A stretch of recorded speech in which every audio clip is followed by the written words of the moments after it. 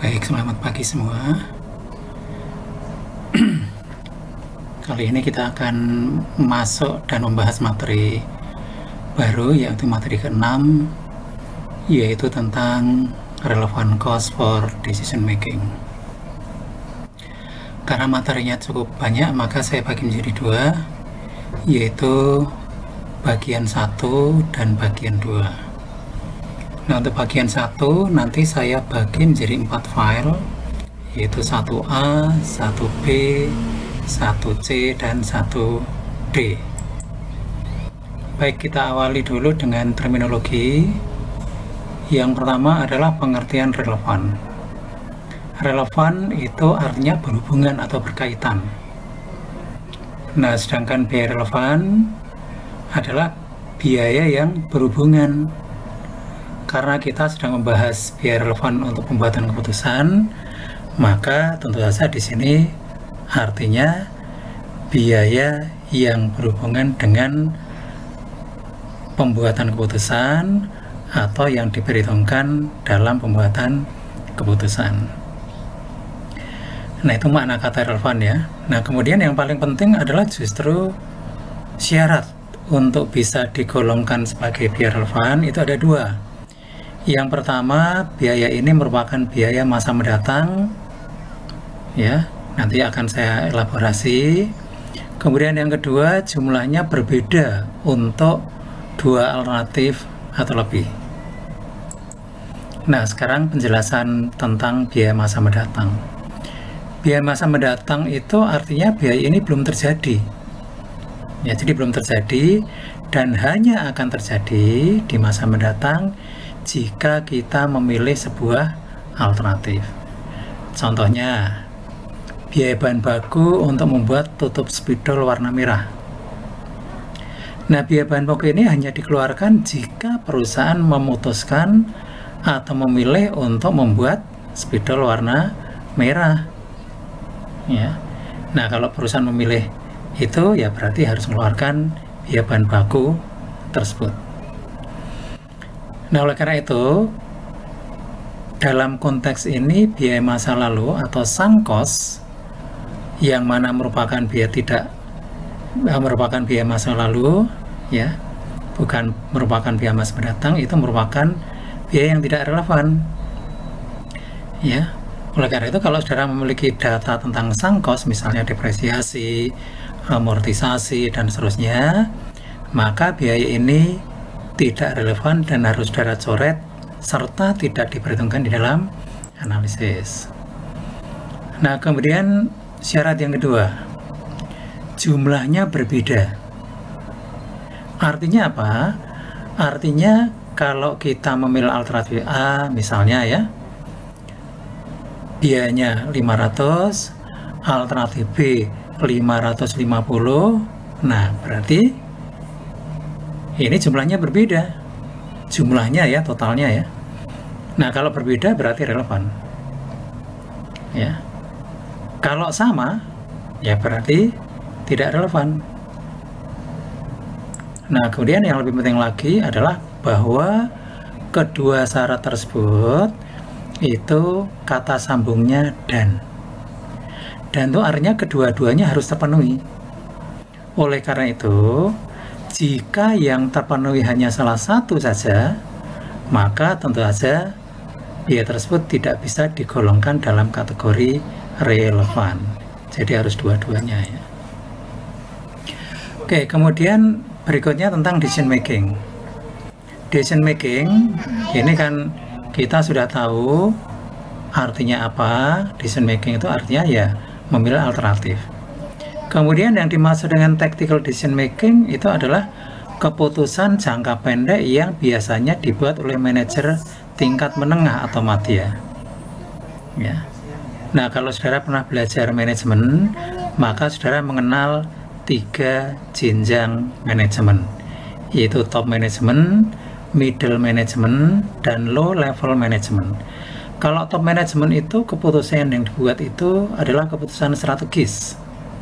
Sedangkan low level management itu keputusannya disebut dengan keputusan operasional. Nah, kalau menengah tadi ya, keputusan taktis. Ya, oke. Saya kira itu. Kemudian dalam membuat keputusan, biasanya manajer melakukan proses pemilihan berdasarkan the least cost and the most benefit.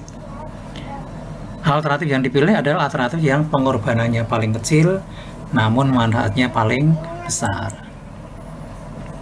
Nah, kemudian langkah-langkah untuk pembuatan keputusan taktis. Ya, kita lihat di sini ada langkah pertama, itu adalah mengidentifikasi dan mendefinisikan persoalan yang timbul.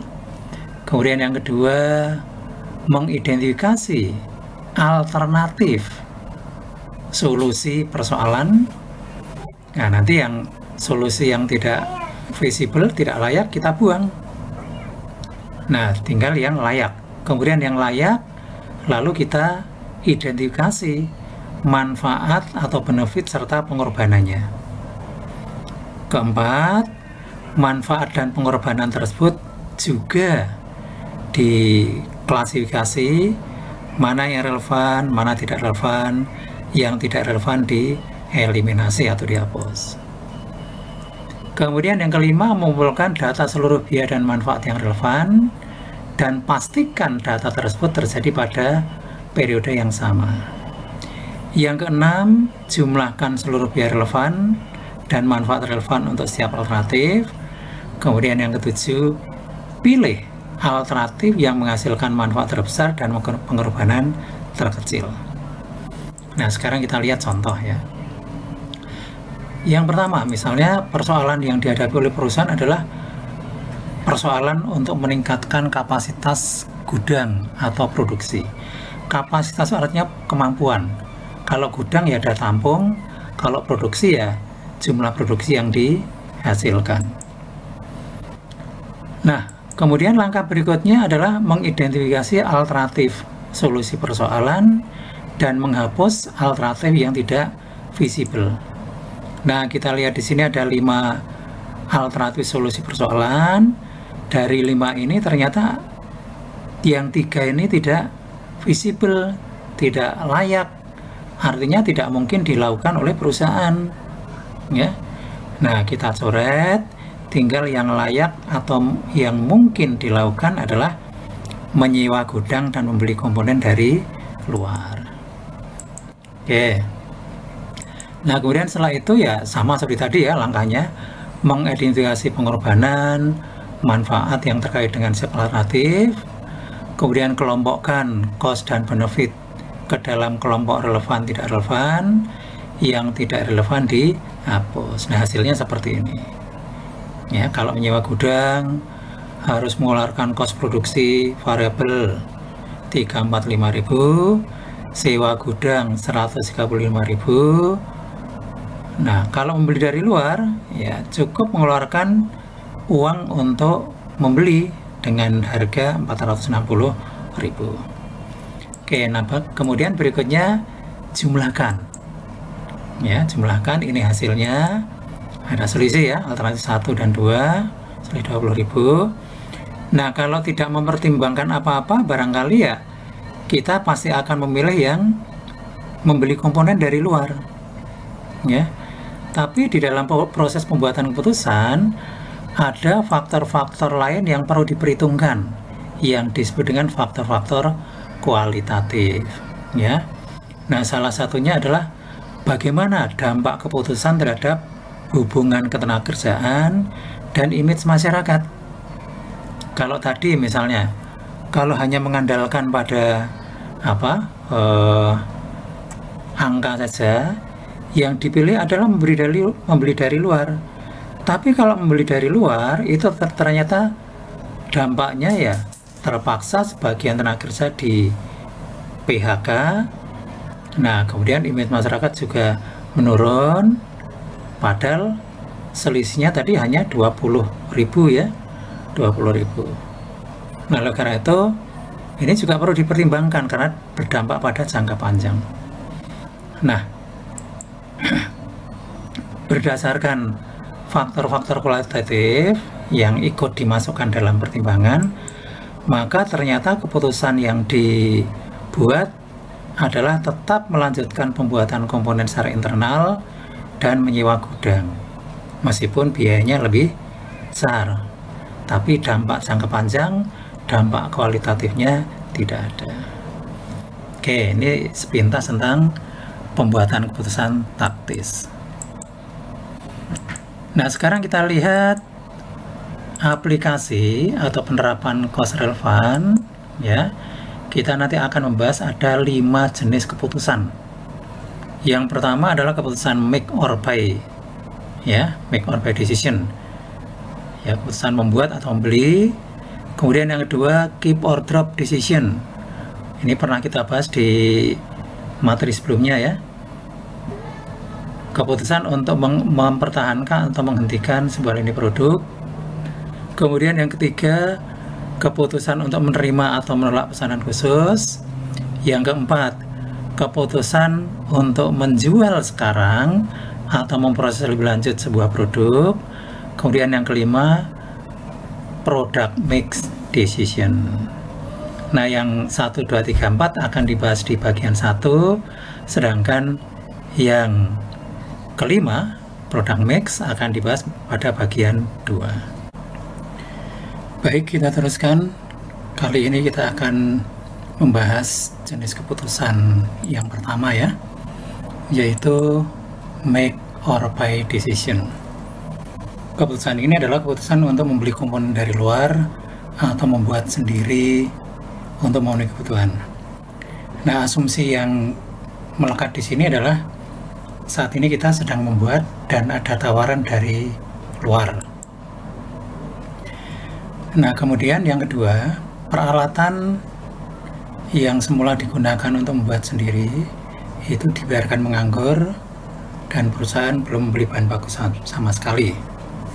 Nanti kita lanjutkan ke kondisi yang kedua, itu perusahaan terlanjur membeli sebagian bahan baku dan seterusnya. Nah, baik, sekarang kita lihat ilustrasi yang pertama. Ini datanya. Untuk membuat 1 unit komponen dibutuhkan total biaya 8.200. Rinciannya bisa saudara lihat sendiri. Nanti item biayanya akan kita evaluasi, mana yang relevan, mana yang tidak. Dalam 1 tahun kebutuhan komponen 10.000 unit, sehingga total biaya produksi 82 juta. Nah, sekarang ada tawaran dari luar, ya, ini ya, untuk membeli komponen dengan harga 4.750. Nah, ini jauh di bawah full cost kita, ya. Tapi kita akan analisis dulu apakah tawaran ini diterima atau ditolak. Nah, sekarang kita evaluasi satu persatu. Biaya sewa peralatan. Biaya ini merupakan biaya relevan karena biaya ini merupakan biaya masa yang akan datang, sehingga terpenuhi syarat pertama. Syarat kedua, biaya ini juga jumlahnya berbeda. Artinya, biaya ini tidak perlu dikeluarkan kalau perusahaan tidak membuat produk, ya. Karena dalam kontrak disebutkan kalau perusahaan tidak membuat produk, alat yang disewa ini bisa dikembalikan, sehingga perusahaan tidak perlu membayar biaya sewa. Bahan baku ini memenuhi syarat relevan karena merupakan biaya masa mendatang dan jumlahnya juga berbeda. Tenaga kerja sama, ya. Jadi kalau biaya variabel yaitu bahan baku, tenaga kerja, dan biaya variabel itu karakteristiknya sama. Ini biaya relevan. Ini juga sama. Nanti detailnya silakan saudara baca, ya. Nah, kemudian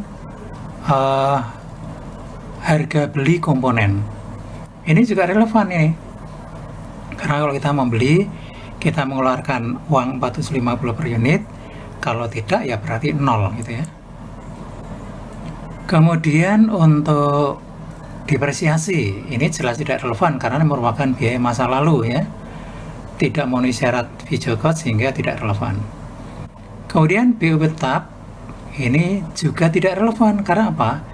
Jumlahnya tidak berbeda, ya, jumlahnya tidak berbeda sehingga tidak memenuhi syarat relevan.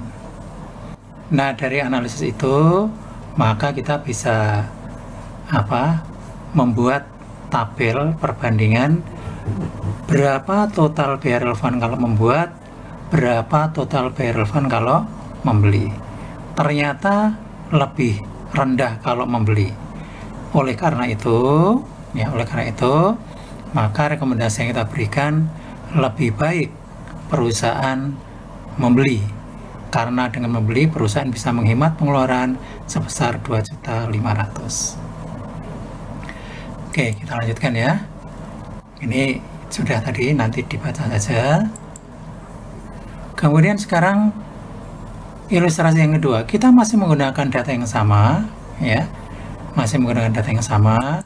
tapi ada informasi tambahan seperti ini, yaitu ketika ditawari untuk membeli dari luar, perusahaan telah terlanjur membeli bahan baku senilai 6 juta untuk membuat 6.000 unit. Nah, seandainya kita membeli dari luar, ya, kita putuskan membeli dari luar, bahan baku yang sudah terlanjur dibeli ini tidak bisa digunakan untuk keperluan lain, ya, dijual lagi juga tidak laku, ya, satu-satunya ya dibuang. Nah, sehingga baik kita membuat maupun membeli 6 juta sudah terlanjur keluar. Nah, karena jumlahnya sama, maka bagian dari bahan baku senilai 6 juta ini tidak relevan. Sehingga bahan baku yang relevan adalah yang sisanya, yaitu senilai 4 juta. Ya. Oke, ini penjelasannya. Lalu ini analisisnya. Dari analisis ini, kita bisa melihat bahwa total biaya relevan kalau membuat 44 juta. Yang lain sama ya, kecuali bahan baku itu yang 6 juta tadi tidak relevan, ya, karena sudah terlanjur membeli, tidak bisa digunakan untuk apapun. Nah, kalau membeli sama ya, 4.500. Nah, sekarang rekomendasinya berubah ini, karena ternyata yang lebih murah adalah membuat, maka rekomendasinya adalah lebih baik perusahaan membuat sendiri komponen tersebut. Karena dengan membuat sendiri, maka perusahaan bisa menghemat pengeluaran sebesar 3.500.000. Oke ya. Nah, ini sudah ya, nanti bisa dibaca sendiri. Nah, sekarang ilustrasi yang ketiga, masih make or buy decisions dengan menggunakan data pada ilustrasi 2. Nah, sekarang ada informasi bahwa fasilitas produksi yang selama ini kita gunakan untuk membuat produk, seandainya kita membeli komponen dari luar, alatnya kan nggak dipakai, lalu bisa kita sewakan dengan tarif 3.750.000 per tahun, ya. Nah, ini informasi tambahan ini. 3.750 ini merupakan opportunity cost, ya, opportunity cost. Artinya kalau kita tetap membuat sendiri, maka kita kehilangan 3.750.000 ini. Kalau kita membeli dari luar, kita memperoleh pendapatan sewa ini. Jadi pendapatan sewa ini merupakan cost apabila kita membuat sendiri. Ya, logikanya kan kalau kita membuat sendiri, alatnya dipakai, tidak bisa disewakan, sehingga kita kehilangan. Nah, kehilangan itu maknanya pengorbanan. Ya, tapi ini jenis semacam ini disebut dengan opportunity cost. Ya, nah ini penjelasannya. Ya. Nah, sekarang analisisnya. Ya, analisnya sekarang di ilustrasi yang ketiga ini pendapatan sewa menambah cost relevan untuk membuat, sehingga cost relevan untuk membuat sekarang berjumlah 47.750, sementara kalau membeli 4.750. Berdasarkan analisis ini, maka rekomendasi yang diberikan adalah lebih baik perusahaan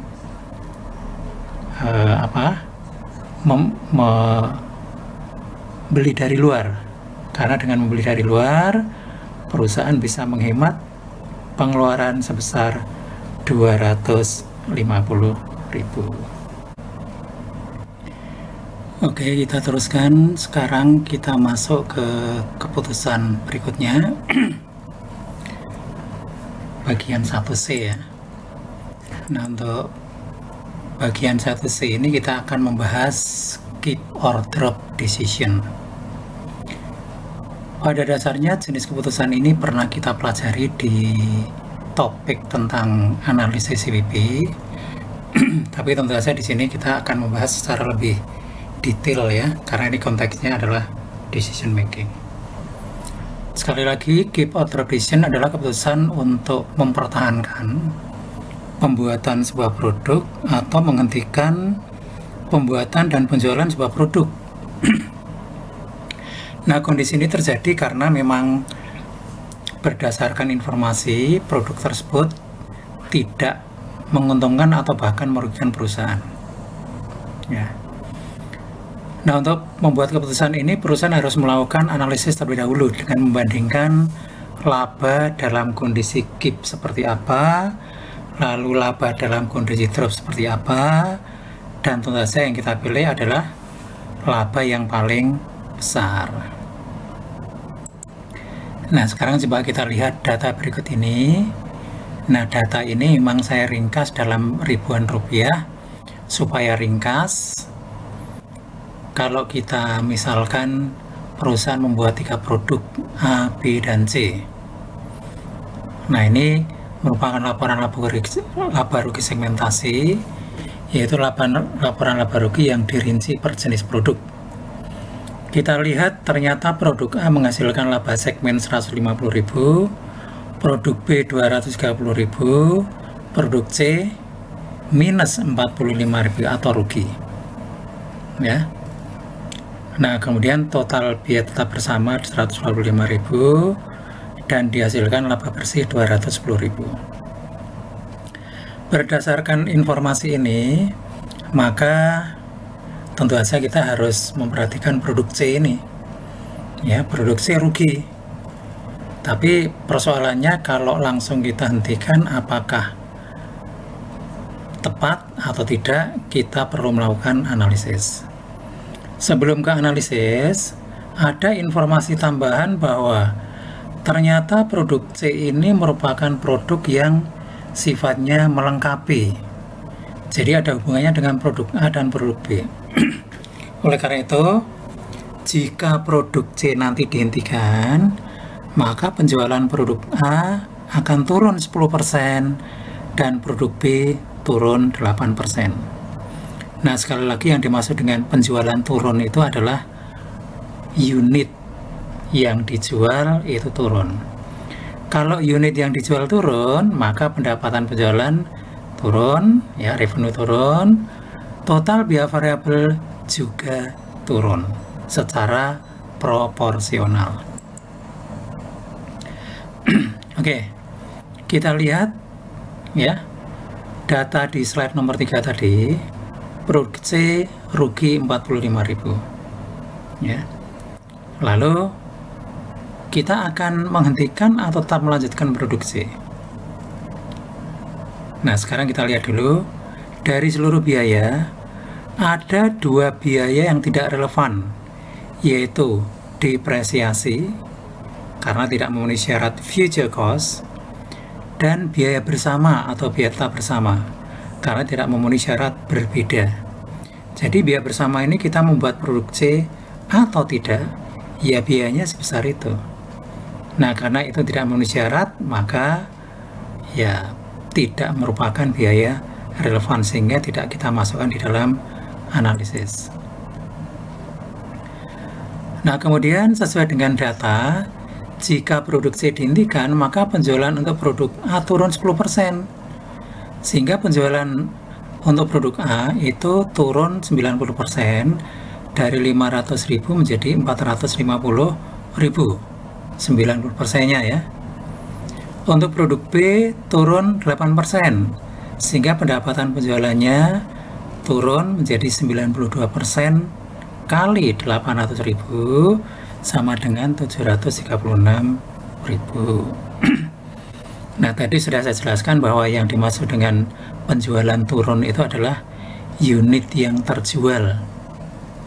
Dampaknya adalah jika unit turun maka biaya variabel secara total juga turun. Ya, sehingga untuk produk A biaya variabel tinggal 90%. 90% kali 250.000 sama dengan 225.000. Dan untuk produk B biaya variabel juga turun, ya, turun 8% tinggal 92%, ya. Ini angkanya 928 itu yang benar 92%. Kali 480.000 sama dengan 441.000. Oke. Sehingga hasilnya 441.600. Dengan demikian, jika produk C dihentikan, maka total penjualan produk A dan C, ya,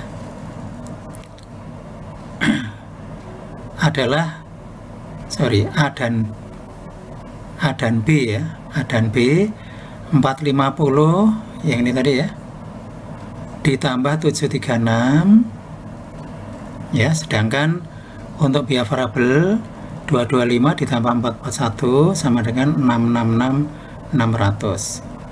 Oke. Nah, kita lihat analisisnya.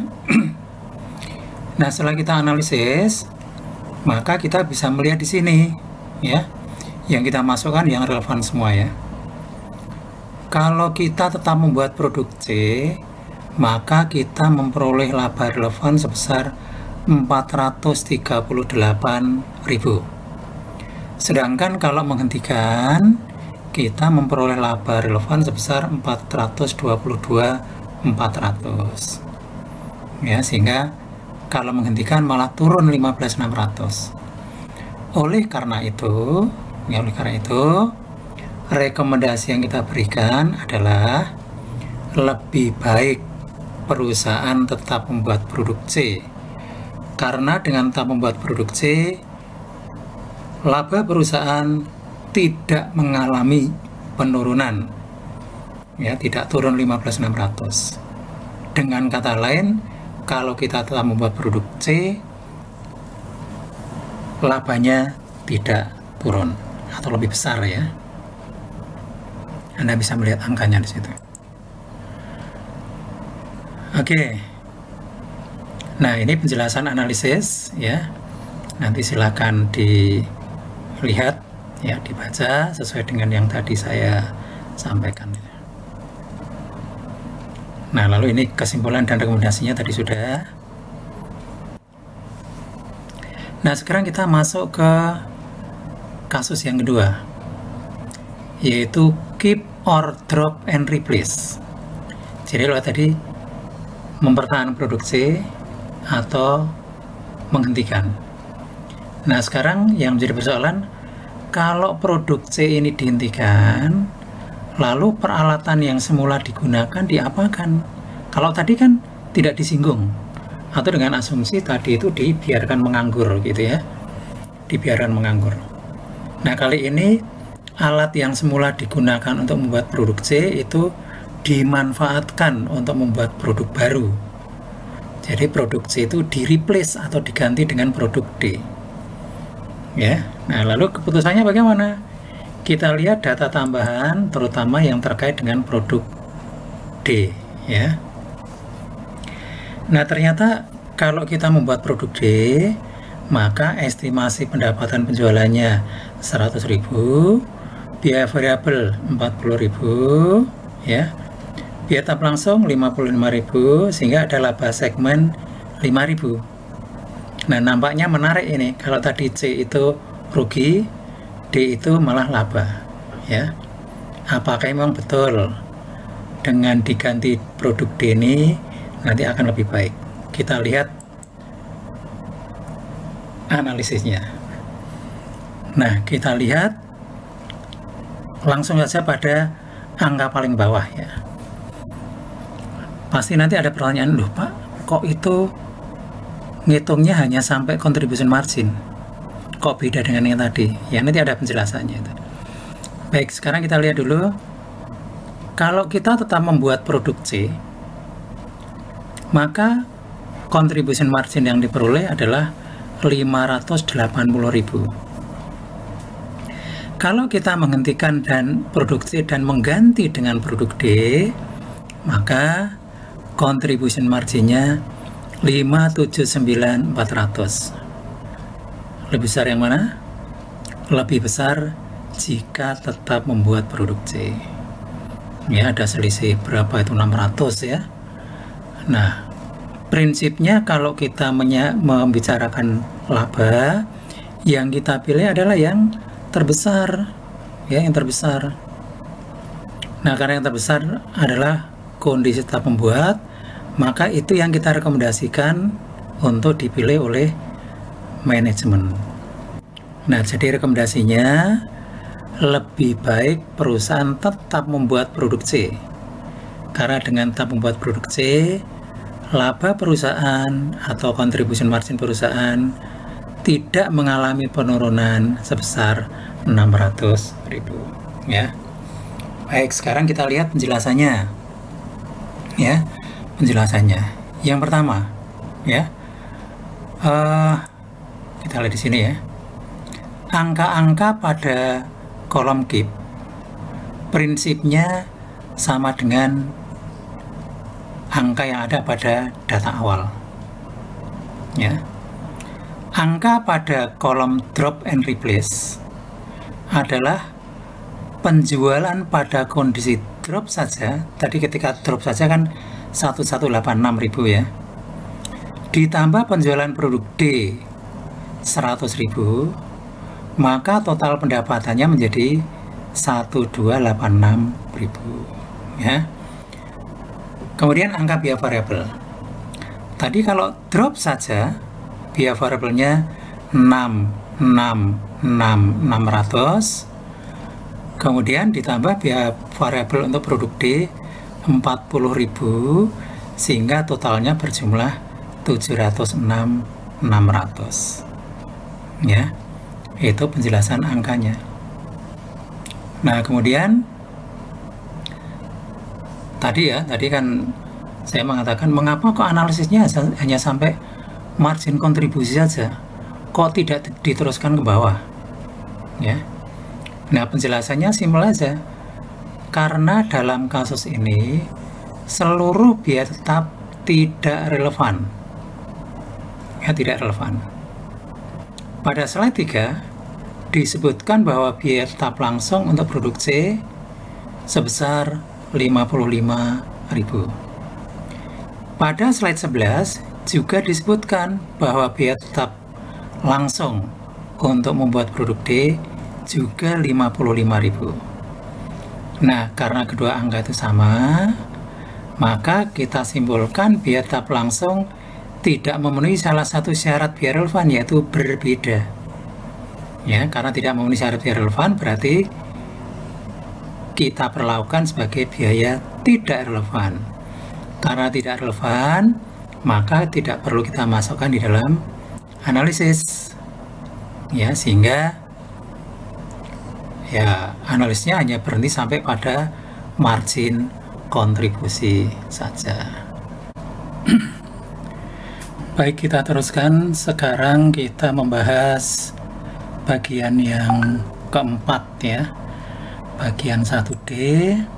Masih ada dua jenis keputusan yang harus kita bahas. Yang pertama adalah keputusan untuk menerima atau menolak pesanan khusus. Nah, keputusan ini biasanya diambil ketika perusahaan dalam kondisi idle capacity, ya, punya kapasitas yang menganggur. Nah, ini pengertian menganggur itu begini, misalnya perusahaan punya kemampuan membuat produk 5.000, tapi dia hanya membuat 3.000, berarti ada kapasitas yang menganggur 2.000 unit ya. Nah, ini jelas tidak efisien. Oleh karena itu perusahaan berupaya untuk mengurangi kerugian ini dengan mempertimbangkan pesanan khusus ya. Oke, yang lain nanti uraiannya silahkan saudara baca sendiri. Nah, karakteristik pesanan khusus itu ada 5. Yang pertama, hanya diberikan kepada pelanggan lama dengan reputasi baik. Jadi tidak sembarang pelanggan boleh memesan secara khusus, karena harganya harga khusus lebih murah, ya, sehingga kalau semuanya dipenuhi nanti merusak harga pasar. Kemudian barang yang dipesan biasanya diambil sendiri oleh pemesan. Perusahaan tidak mengeluarkan biaya pengiriman. Pesanan khusus juga dilakukan secara langsung oleh pelanggan kantor pusat, sehingga tidak diperlukan jasa tenaga marketing, sehingga tidak perlu ada biaya komisi. Ya. Nah, contohnya ini, misalnya perusahaan punya kapasitas 5 juta unit, ya, tahun depan hanya akan memproduksi 4 juta unit dengan harga 20.000. Ini biaya per unit, ada biaya variabel, biaya tetap, baik produksi non produksi. Nah, seperti tadi kita bahas, yang akan kita pertimbangkan nanti tentu saja adalah hanya biaya produksi variabel. Komisi tidak, karena tidak perlu ada jasa marketing. Biaya pengiriman tidak perlu karena pesanan diambil sendiri. Biaya tetap baik produksi maupun pengiriman ini tidak relevan, ya, karena ada pesanan atau tidak, ya tetap saja ini dikeluarkan, gitu ya. Oke. Nah, lalu sekarang ada pesanan untuk membuat 500.000 unit dengan harga 15.500.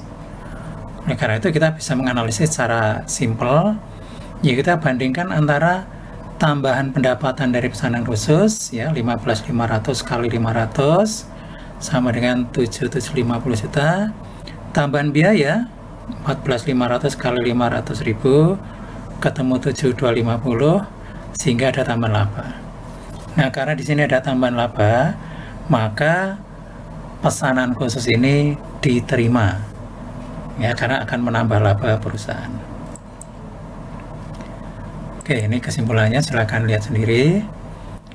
Nah, sekarang terakhir adalah keputusan untuk menjual saat ini atau memproses kembali. Nah, ini biasanya keputusan ini dibuat oleh perusahaan yang produknya punya karakteristik tertentu, misalnya mebel. Mebel itu meskipun belum jadi produk final, sudah laku dijual. Belum dipelitur, belum ada kacanya, tapi sudah laku dijual. Jadi setengah jadi sudah bisa dijual. Nah, persoalannya mana yang lebih menguntungkan? Apakah dijual sekarang atau diproses lebih lanjut? Ya. Nah, sekarang kita punya ilustrasi begini. Misalnya perusahaan membuat 3 produk A, B, dan C. Diproses mula-mula melalui 3 departemen, 1, 2, 3, total biayanya 300 juta. Nah, ini total biayanya disebut dengan joint cost, ya. Nah, kemudian setelah dipisahkan masing-masing sebagai berikut. A 800 unit, karena sudah menjadi produk final langsung dijual ke pasar dengan harga 400 juta. B 600 unit, ya, setelah diproses lebih lanjut, ya, dengan biaya 50.000 nanti bisa dijual dengan harga 1.500.000. Tapi kalau dijual saat ini hanya 1,3. C juga demikian, ini masih setengah jadi, sehingga perlu diproses lebih lanjut dengan biaya 85.000. Setelah itu bisa dijual dengan harga 230.000. Saat ini memiliki nilai jual, ya, dalam kondisi setengah jadi 290.000. Oke, ini gambarnya, ya. Nah, sekarang kita analisis untuk produk B. Jika dijual sekarang, maka kita akan memperoleh pendapatan penjualan 780 juta, ya. Sedangkan jika diproses lebih lanjut, pendapatan penjualannya naik, tapi ada biaya pemrosesan tambahan 30 juta, sehingga pendapatan bersihnya 870. Nah, kalau kita bandingkan ternyata memang lebih tinggi yang jika diproses lebih lanjut, sehingga untuk produk B ini rekomendasinya lebih baik diproses lebih lanjut baru dijual, ya. Nah, kemudian angka-angka yang ada di sini Saudara bisa cek di slide ini ya, nanti bisa dicek angka 780 juta dari mana dan seterusnya. Kemudian untuk produk C, caranya sama ya. Sekarang kita lihat untuk produk C, ternyata kalau dijual sekarang menghasilkan pendapatan penjualan 138 juta. Kalau diproses lebih lanjut malah turun 126 ya. Meskipun pendapatan penjualannya naik, tapi ada biaya pemrosesan tambahan 48 juta. Nah, dengan demikian bisa kita rekomendasikan atau simpulkan lebih baik kalau untuk produk C dijual sekarang.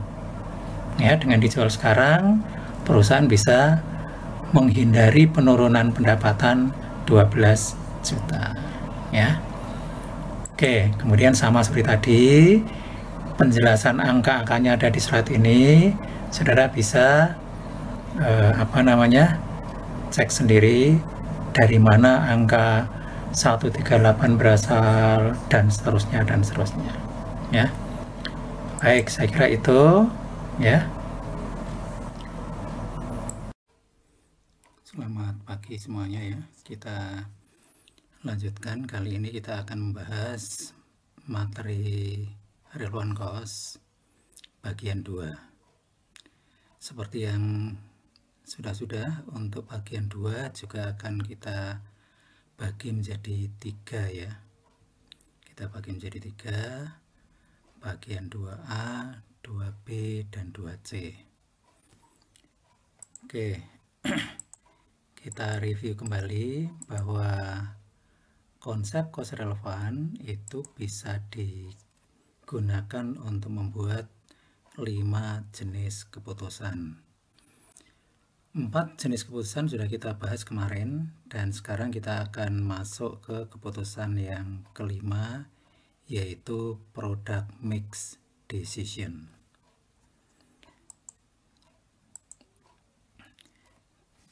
Atau disebut dengan keputusan bauran produk. Nah, saya awali dengan pengertian dulu ya. Keputusan bauran produk adalah keputusan untuk membuat beberapa produk. Jadi bauran itu kan artinya kombinasi atau komposisi.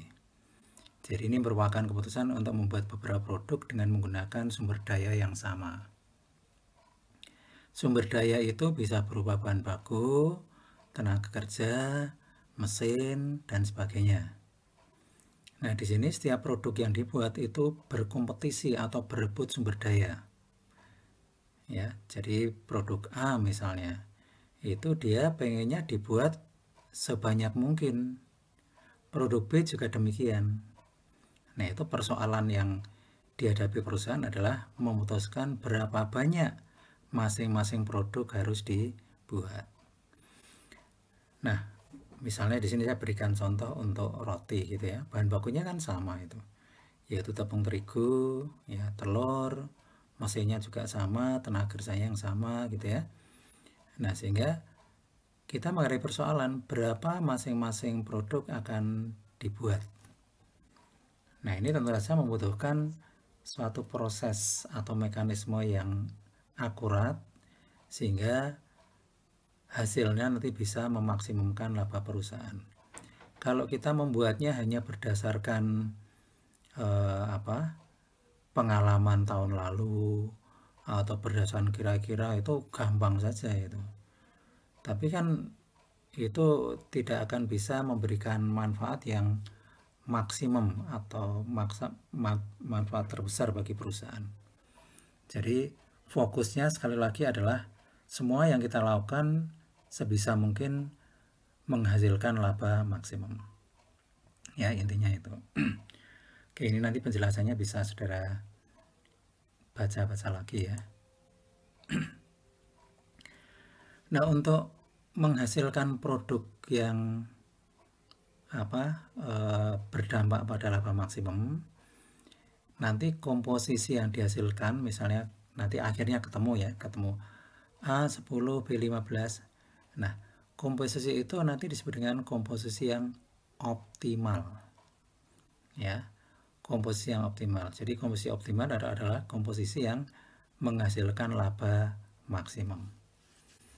Nah, untuk menghasilkan komposisi produk yang optimal, itu kita menghadapi kendala atau hambatan. Nah, ada dua jenis kendala, yaitu kendala intern dan kendala ekstern. Kendala intern itu bisa berupa keterbatasan jam mesin, keterbatasan bahan baku, keterbatasan jam tenaga kerja, dan lain-lain. Sedangkan kendala ekstern itu berupa pangsa pasar atau bagian pasar atau market share. Masih ingat ya, market share itu adalah jumlah unit yang bisa kita jual ke pasar. Jadi di pasar itu kan penjualnya banyak itu. Penjualnya banyak, misalnya ada 10 gitu ya. Ada 10. Kemudian daya beli pasar atau jumlah yang dibeli oleh para pembeli itu misalnya 100. Nah, penjualnya 10. Berebut untuk bisa menjual 100. Nah, kalau perusahaan kita hanya bisa menjual misalnya 15, berarti pangsa pasar kita 15% gitu ya. Nah, itu sehingga kalau kita nanti membuat produk dan menjual lebih dari 15 itu nggak laku. Kita hanya bisa menjual 15. Itu yang dimaksud dengan market share. Oke. Nah, sekarang kita masuk ke ilustrasi 1. Misalnya perusahaan membuat dua produk yaitu A dan B. A menghasilkan margin kontribusi per unit 250.000, B 100.000. Saat ini perusahaan memiliki 8 mesin yang kalau digabung mampu beroperasi atau digunakan selama 40.000 jam per tahun. Nah, untuk membuat produk, ya, produk A dibutuhkan 2 jam mesin dan produk B setengah jam mesin. Nah, dari data ini pertanyaannya adalah berapa bauran atau komposisi produk yang optimal. Nah, karena kendalanya hanya intern, ya kita asumsikan begitu. Ini pada tahap awal kan kita harus memberikan ilustrasi yang simpel, yang sederhana. Karena kendalanya hanya kendala intern berupa jam mesin, maka kita bisa membuat produk A dan produk B sebanyak mungkin maksimum. Ya, kita asumsikan, kita anggap tidak ada kendala pasar. Jadi kita membuat produk berapa saja nanti akan bisa diserap oleh pasar. Nah, masalah ini dapat dirumuskan dengan formulasi sebagai berikut. Yang pertama, tujuan. Tujuan kita adalah memaksimumkan laba berupa margin kontribusi, diberi simbol Z ya. Sama dengan 250.000 A ditambah 100.000 B. Ya, A itu 250.000 itu adalah CM per unit untuk produk A, lalu simbol A itu adalah jumlah unit produk A. 100.000 itu margin kontribusi untuk produk B, lalu B itu adalah jumlah unitnya. Nah, kendalanya kita rumuskan ya. 2A ditambah setengah B lebih kecil sama dengan 40.000. Dirumuskan dengan dalam bentuk pertidaksamaan. 2A, 2 itu adalah 2-nya itu 2 jam. Ya, tadi sudah ya, 2 jam itu adalah jam yang dibutuhkan untuk membuat satu unit produk A. Kemudian setengah itu juga setengah jam. Jadi A dan B adalah jumlah unit. Jadi 2A itu artinya total jam yang dibutuhkan untuk membuat produk A. Setengah B adalah total jam yang dibutuhkan untuk membuat produk B. Itu kalau digabung itu harus lebih kecil atau sama dengan 40.000 jam. 40.000 itu adalah kapasitas atau kemampuan maksimum mesin. Lebih kecil boleh, sama dengan boleh. Lebih besar tidak bisa, ya tidak mungkin itu. Nah, kemudian selain itu ada dua kendala tambahan. A lebih besar sama dengan 0, B lebih besar sama dengan 0. Ya, itu disebut dengan kendala non negatif. Kendala tidak boleh negatif. Artinya kita tidak boleh membuat produk A lebih kecil dari 0. Ya, B juga demikian. Ya, mengapa? Ya tidak logis membuat produk kok minus 5 misalnya, ya. Oke, itu penjelasannya ya. Nah, di sini saudara bisa melihat penjelasan yang saya tulis. Nanti kalau misalnya pengen mereview lagi, bisa dilihat di sini. Nah, ini juga ya penjelasan mengenai ketidaksamaan. Nah, ini juga ya penjelasan ketidaksamaan tujuan tadi. Nah, lalu untuk menyelesaikan persoalan ini, pertama kita akan mengubah ketidaksamaan 2A plus setengah B lebih kecil sama dengan 40.000 menjadi persamaan. Ya, menjadi 2A plus setengah B sama dengan 40.000 agar perusahaan dapat menghitung jumlah maksimum masing-masing produk. Ya. Nah, dengan persamaan 2A plus setengah B sama dengan 40.000, jika kita membuat produk A sama dengan 0, maka ya kita masukkan ya simbol A-nya ini ke persamaan. 2 kali 0 ditambah setengah B sama dengan 40.000. Kemudian ini 2 kali 0 kan 0. Setengah B sama dengan 40.000, maka B sama dengan 80.000. Nah, yang kedua, jika B sama dengan 0 dan kita masukkan persamaan, 2A plus setengah kali 0 sama dengan 40.000, kemudian menjadi 2A sama dengan 40.000, dan A sama dengan 20.000. Nah, dari perhitungan pada slide 12, kita sekarang sudah bisa menemukan alternatif solusi, yaitu jika kita membuat produk A 0, kemudian kita bisa membuat produk B 80.000. Alternatif kedua, jika kita membuat produk A 20.000, maka kita akan membuat produk B 0. Nah, kemudian kedua alternatif solusi ini kita masukkan dalam persamaan tujuan untuk mengetahui manakah yang menghasilkan laba atau margin kontribusi maksimum. Itulah yang disebut dengan solusi optimal. Nah, ini persamaan tujuannya tadi ya, 250.000 A plus 100.000 B. Kita masukkan angka A dan B di alternatif 1 ya. A 0 kita masukkan sini, B 80.000 masukkan sini ya. Nah, setelah kita hitung, ketemu Z atau margin kontribusi atau laba sama dengan 8 miliar. Kemudian alternatif kedua, ini juga kita masukkan ke dalam persamaan ya. A 20.000, B 0 ya. Setelah kita hitung ketemu 5 miliar. Ya. Nah, jadi alternatif 1 menghasilkan laba 8 miliar, alternatif 2 5 miliar. Dari dua solusi tersebut, ternyata solusi yang menghasilkan laba maksimum adalah solusi 1, yaitu ketika perusahaan membuat produk A 0, B 80.000. Dengan demikian dapat disimpulkan bahwa komposisi atau bauran produk optimal adalah A sama dengan 0, B sama dengan 80.000. Oke, kita lanjutkan ya. Sekarang kita akan membahas contoh yang lebih detail. Kalau pada sebelumnya kita mendiskusikan contoh awal ya, contoh awal biasanya simple. Tadi kita membahas contoh ketika kita hanya menghadapi satu kendala, yaitu kendala sumber daya berupa kapasitas mesin.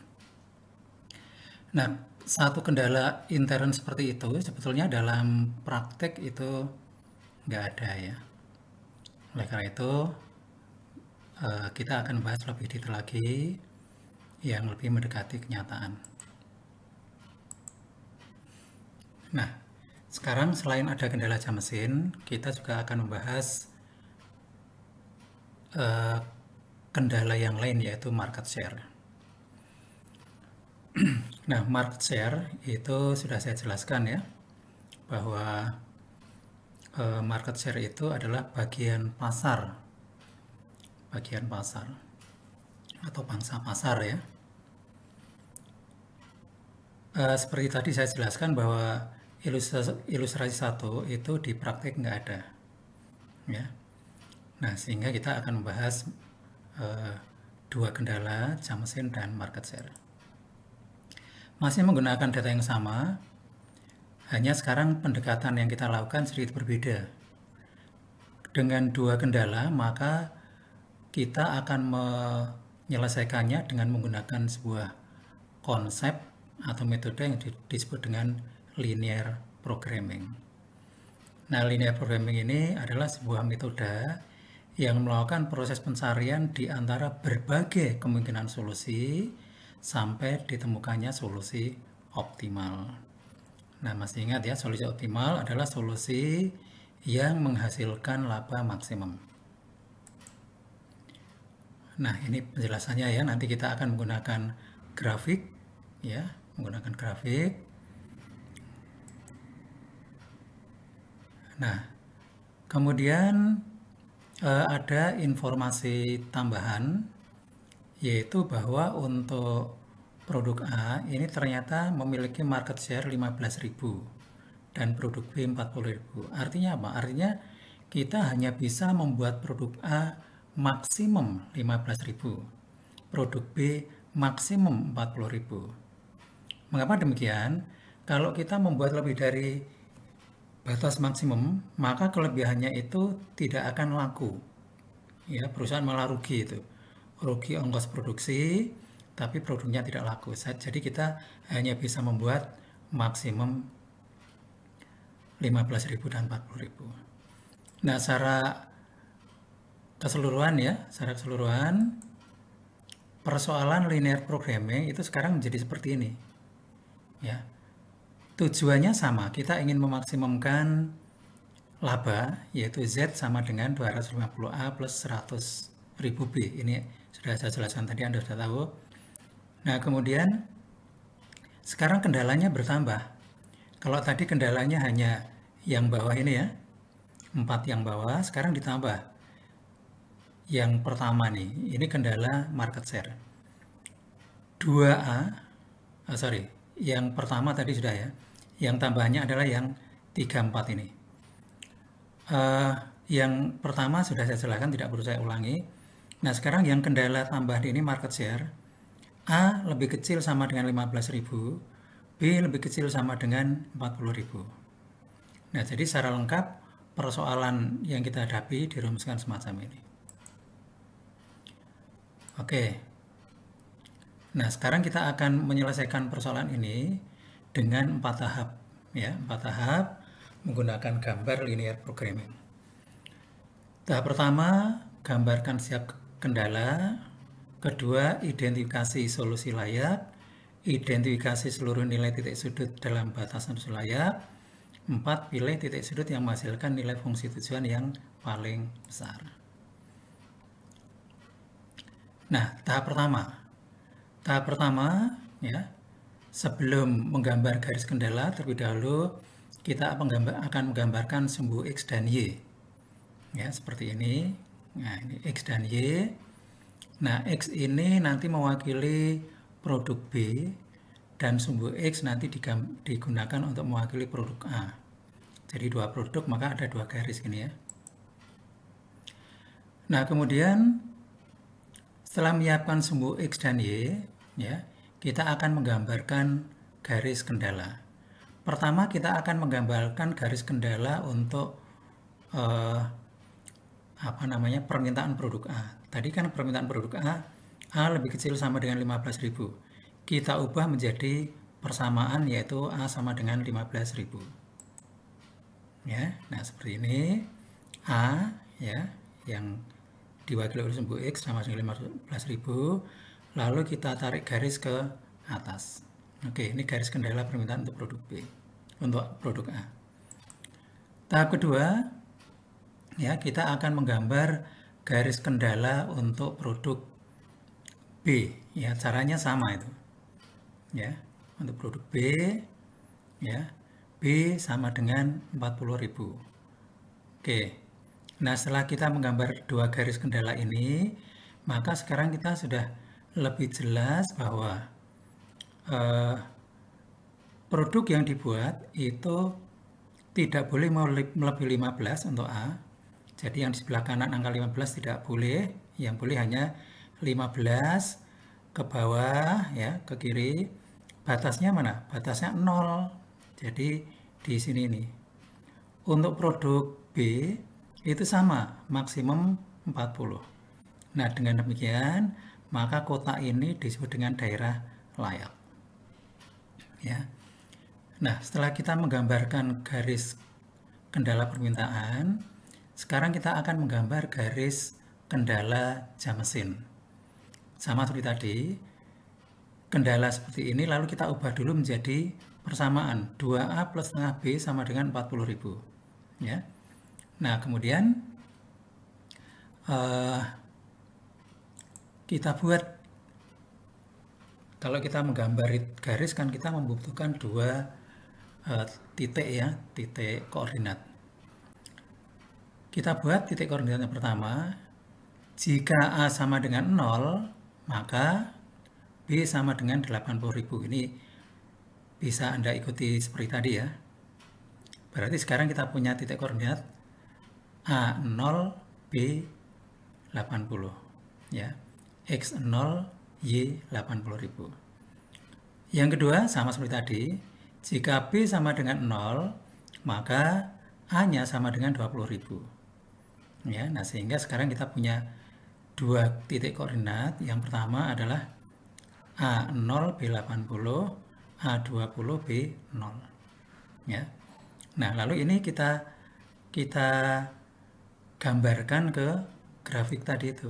Nah, ini, ya, yang di sini titik koordinat yang pertama, ketika A sama dengan 20, ya, B-nya 0.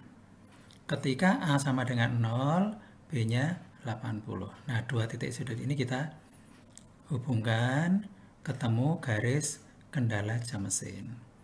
Nah, setelah ada garis kendala jam mesin, maka sekarang daerah yang layak, ya, itu adalah daerah yang dibatasi oleh 0, 15, naik. Nah, di sini belum ada identitasnya, ya, ke sini, belok ke kiri sampai ke sini, ya, belum ada identitasnya, belok ke kiri sampai 40. Ini daerah layak. Nah, sekarang daerah layak ini kita beri identitas, ya. Nah, kita beri identitas sudut A, sudut B, sudut C, sudut D, dan sudut E. Nah, setiap sudut ini kan menggambarkan titik koordinat. Kalau A itu adalah X0, Y0. Kalau B itu X-nya 15, ya, X-nya 15, B-nya 0. Kalau C, ini X-nya 15, B-nya 20. Kalau D, ini X-nya berapa ini? 10, Y-nya 40. Kalau E, ini titik X-nya 0, Y-nya 40, ya, 40.000. Nah, tadi saya katakan bahwa X ini mewakili produk A, Y mewakili produk B. Jadi kita punya 5 titik sudut, ya, punya 5 koordinat, kombinasi X dan Y, kombinasi produk A dan B. Nah, sekarang, nah ini, ya, ini penjelasannya ini. Sekarang nilai-nilai ini, ya, nilai-nilai titik koordinat ini kita masukkan ke dalam persamaan laba. Nah, ini, ya, kita masukkan dalam persamaan laba.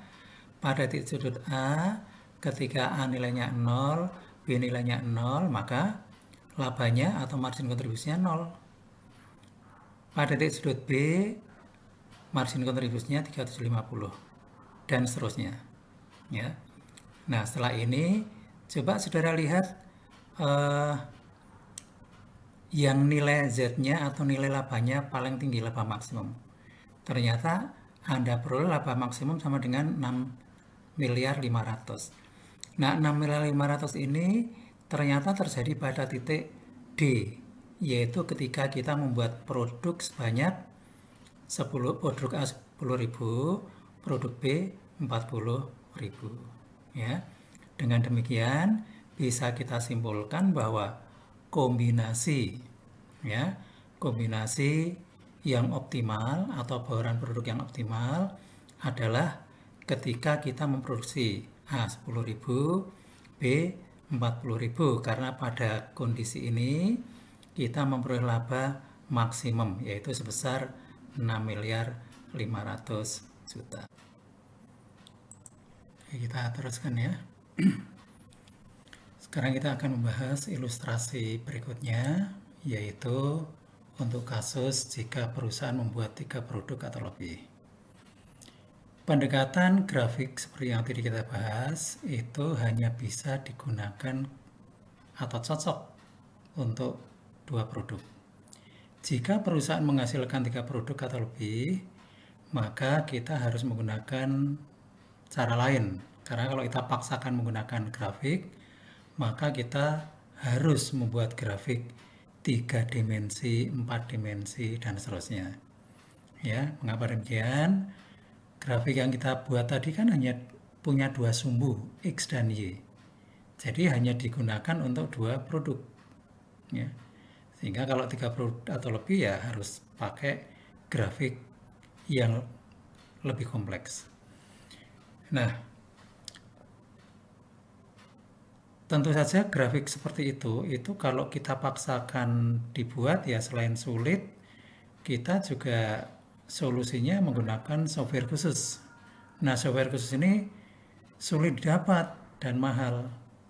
Maka solusinya sekali lagi yang paling tepat adalah menggunakan metode yang disebut dengan limiting factor analysis.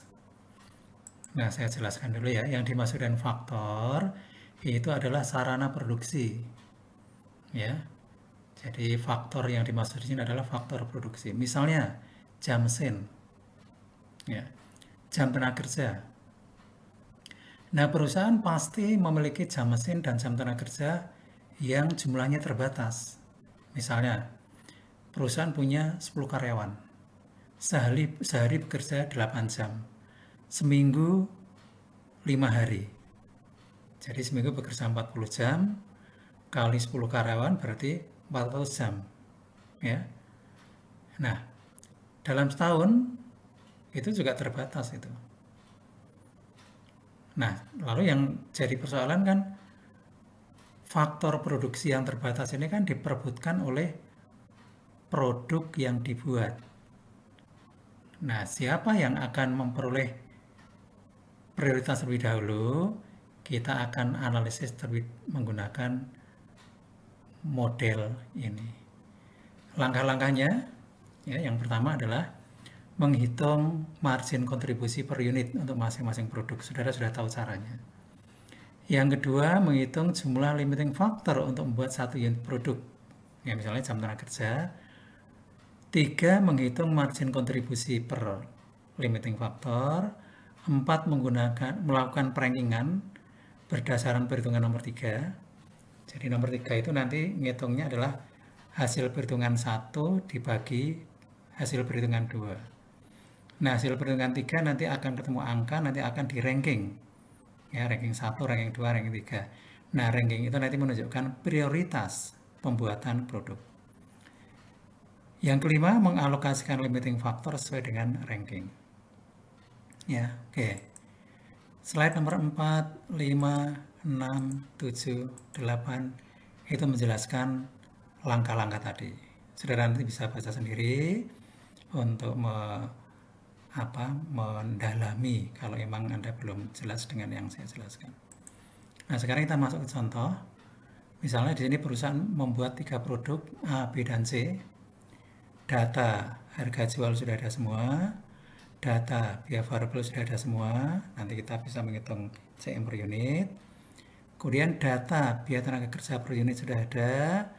Data tarif per jam sudah ada. Kita nanti bisa menghitung jam tenaga kerja per unit.